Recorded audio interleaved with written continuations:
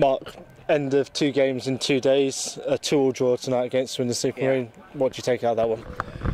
We're just trying to get some minutes into everybody, making sure they get ample amount of minutes before we start nailing the team down.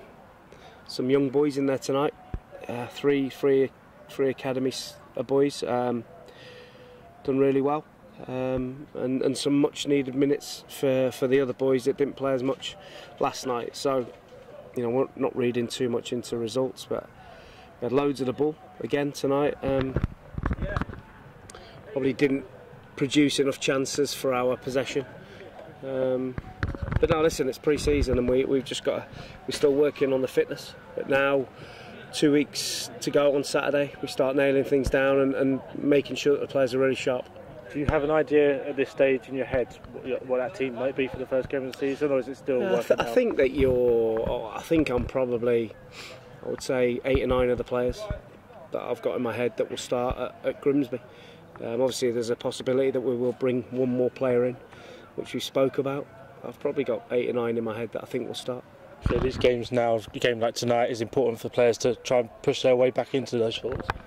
Of course, as a player you're always judged. You know, you're always judged, there's always something on it. You know, if somebody absolutely has a stormer tonight, they then are more in your thoughts than they would have been if they didn't. And that's just the way it is. But we've got a big game on Saturday, Bristol Rovers, and we'll start nailing down something around what we think could be the team for Grimsby.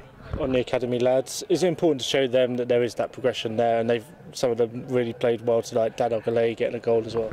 I think as a coach I've always had that reputation of putting young players in, you know, and if they're good enough they'll get a chance with us. Young Dan Jones, who looks about 12, you know, looks a real prospect, and Dan Ogilvie, who scored the goal. So yeah, and Rendy. So it's important that we show that there is a genuine pathway for our younger players to be able to come into our academy and have a chance of playing for the first team. That's 4 games now in a week and a half. Yeah. A lot of training as well. Is that the bulk of like the fitness work? Yeah. Can we say out the way, and now it's time to work on shape and things like that?